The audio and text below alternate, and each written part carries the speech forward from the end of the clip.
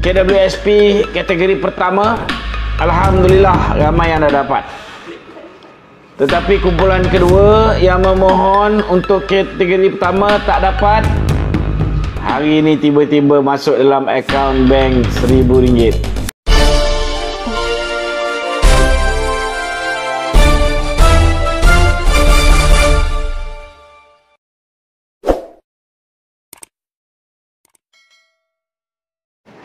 Assalamualaikum warahmatullahi wabarakatuh.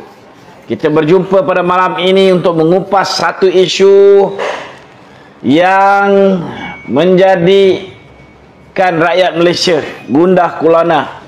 Sebelum ini ramai yang tertunggu-tunggu bila akan dapat KWSP. Kumpulan pertama yang memperolehi KWSP kategori pertama, alhamdulillah ramai yang dah dapat.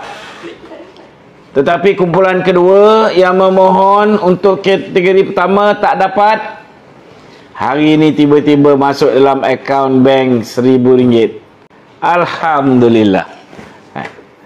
Tapi ramai yang masih menunggu tuan-tuan. Tetapi tunggu tak dapat. Namun hari ini saudara, banyak rintihan yang kita terima.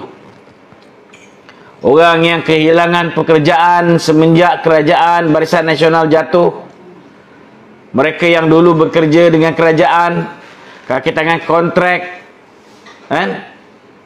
mereka-mereka yang diberhentikan kerja kerana ekonomi merudum semenjak kerajaan Pakatan Harapan memerintah negara ini, diikuti oleh kerajaan darurat. Maka ramai yang mengharapkan dengan memperolehi KWSP akaun 1, mereka boleh membuat satu perniagaan dan memulakan kehidupan baru.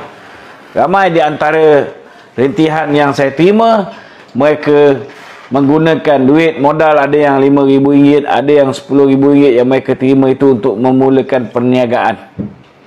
Dan rata-rata perniagaan yang kita dengar diceburi oleh mereka ialah perniagaan makanan ataupun FMB.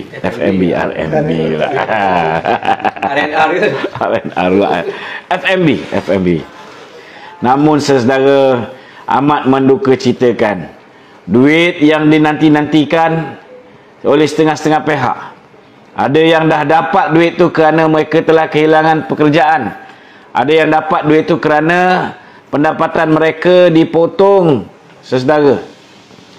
Tetapi bila dapat dan mereka modalkan untuk membuka perniagaan, restoran, kedai makan dan sebagainya, tiba-tiba tuan-tuan, bila PKP saudara hancur lebur. Modal yang diharapkan dapat memulakan perniagaan, dan kemudiannya modal ini diharapkan dapat mendatangkan pulangan secara bulanan. Namun bila datang PKP, hancur lebur hasrat rakyat Malaysia yang mengharapkan mereka boleh memulakan kehidupan baru. Inilah apa yang berlaku hari ini saudara kepada mereka-mereka yang telah menerima bantuan KWSP. Itu sebab saya rasa ramai di antara yang kat luar sana yang tak dapat KWSP ni, yang ada cita-cita nak buka kedai makan, saya rasa ramai yang menarik nafas lega, kerana modal mereka itu belum sempat digunakan untuk memulakan perniagaan gerai makan dan restoran, saudara. Itulah antara rintihan yang telah pun diutarakan. Saudara, rintihan kedua ialah daripada seorang isteri yang telah berkahwin dengan seorang lelaki daripada United Kingdom. Disebabkan lelaki ini, saudara, dia datang daripada United Kingdom, iaitu kawasan yang berisiko tinggi, dikategorikan sebagai kawasan berisiko tinggi ataupun negara yang berisiko tinggi. Tuan-tuan, mereka telah merayu kepada pihak immigration, mengatakan adakah sekiranya mereka tidak terus datang ke Malaysia, mereka terus pergi ke Thailand untuk duduk selama sebulan, kuarantin ketat oleh kerajaan Thailand selama sebulan. Thailand sebulan. Adakah mereka akan dibenarkan masuk ke Malaysia? Malangnya saudara, jawapan yang mereka terima daripada Jabatan Immigration Malaysia, tidak, kecuali mereka menetap di Thailand selama 6 bulan, tuan-tuan. Mampus rakyat Malaysia saudara yang kahwin dengan warga asing ni. Mereka nak balik semula ke tanah air kita. Orang lain boleh pergi ke luar negara, boleh balik ke dalam negara, di kuarantin 14 hari, lepas tu boleh menjalani kehidupan seperti biasa. Kita ni masih lagi mengambil pendatang daripada Bangladesh, mengambil pendatang daripada luar ni saudara. Mereka yang kita bawa masuk ke Malaysia ini, mereka ini duduk di Malaysia 14 hari di kuarantin, mereka boleh keluar bekerja macam biasa. Tetapi warga negara daripada Britain ini saudara, dah masuk Islam, dah bersama dengan warga negara kita, dah kahwin, tiba-tiba nak masuk ke Malaysia, dia kena duduk 6 bulan dulu di Thailand, barulah dia boleh dipertimbangkan untuk masuk ke Malaysia. Saya tak faham macam mana mereka ni berfikir saudara. Sedangkan COVID ini bila masuk ke dalam badan manusia, dia hanya ada tempoh lebih kurang 8 hingga 14 hari. Selepas 14 hari dia tidak boleh memindahkan COVID tu ke orang lain.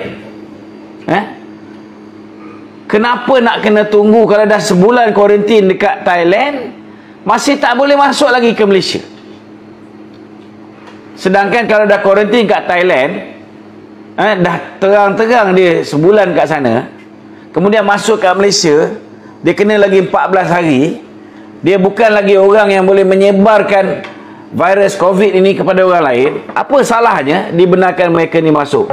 Kenapa perlu buat undang-undang yang menyukarkan dan menyusahkan rakyat? Yang ni yang dibangkitkan oleh rakan-rakan kita. Pertama sekali, saya rasa rakyat Malaysia ni kena bersyukur. Lagi lambat vaksin ni sampai ke Malaysia, lagi baik sebenarnya. Sebab ni bukan vaksin yang kita tunggu daripada Pfizer ni. It's actually not a vaccine. It's an emergency vaccine. Vaksin ni dia kena kaji dulu, dia kena test dulu. Dia memakan masa yang cukup lama. Contohnya macam vaksin HIV. Dah 100 tahun dah penyakit ni, sampai sekarang tak jumpa vaksin. Betul tak? So vaksin Pfizer ni, saya nak beritahu, masih lagi belum teruji. Itu sebab dia tidak dipanggil vaksin oleh pakar-pakar vaksin. Dia dipanggil sebagai emergency vaccine. Maknanya penggunaan dia tu hanya untuk tujuan kecemasan. Sebab belum lagi proses sama ada vaksin ni ada side effect ataupun tidak. Sama ada vaksin ini betul-betul boleh mengekang orang yang mengambilnya daripada mendapat COVID ataupun tidak. Ni kau kena bangun tidur ni. Jangan tidur time kita live ni. Okey? Aku tengah bercakap dengan kau sebab kau tanya soalan. Okey. So, orang yang punya vaksin ni, orang yang menghasilkan vaksin ni, masih perlu masa yang panjang untuk vaksin ni betul-betul matang dan dah teruji. Sebab setakat ini apabila nak menghasilkan vaksin ini, mereka banyak gunakan tikus-tikus makmal. Mereka banyak gunakan tikus-tikus makmal. Dan ada tikus makmal yang mati, kan? Ada haiwan-haiwan yang dia cuba tu mati. So biarlah orang lain dulu, kan, menjadi tikus makmal. Yang kau sibuk nak vaksin ni datang cepat sangat pasal apa? Kan? Biar, give them time, kan? Sebab lagi lambat kita dapat, lagi banyak negara yang mencuba. Singapura, kita tengok Lee Hsien Loong dah ambil vaksin, kan? Lepas tu Jokowi Indonesia pun dah ambil vaksin. Banyaklah pemimpin-pemimpin negara lain dah ambil vaksin. Baguslah. Bagus, kan? Kita bagi peluang dulu dia orang cuba. Then ianya akan mematangkan vaksin ni. Maknanya orang lain akan berhadapan dengan risiko tu dulu apa semua. Sebab teknologi ni belum perfect. Bila dia orang menghasilkan ni, teknologi ni belum perfect. Dia dah desak, dia dah paksa secara emergency. Tergesa-gesa. Cuma dalam keadaan vaksin ini belum perfect, adalah sangat tidak wajar sekiranya kerajaan mewajibkan semua orang untuk mengambilnya. Dia ada banyak jenis vaksin dalam negara kita ni. Tapi kalau vaksin tu dah 5 tahun, dah ada track record, testimoni yang bagus, kan, tak ada side effect, tak ada mendatangkan macam-macam jenis masalah, kan, then dia boleh wajibkan. Tapi kalau vaksin itu masih lagi dalam kategori vaksin kecemasan, vaksin yang dibuat untuk segerakan melindungi rakyat, sedangkan belum tahu sama ada dia betul-betul boleh melindungi rakyat daripada virus COVID-19 ni, maka janganlah dipaksa. Beri option kepada rakyat sama ada mereka mahu mengambilnya ataupun tidak. Sukarela. Biar secara sukarela. Kalau tak ada sukarelawan, saya boleh menawarkan diri, insya-Allah, tak ada masalah, kan? Kalau benda tu baik, kan, saya yakin orang buat vaksin ni tujuan dia baik.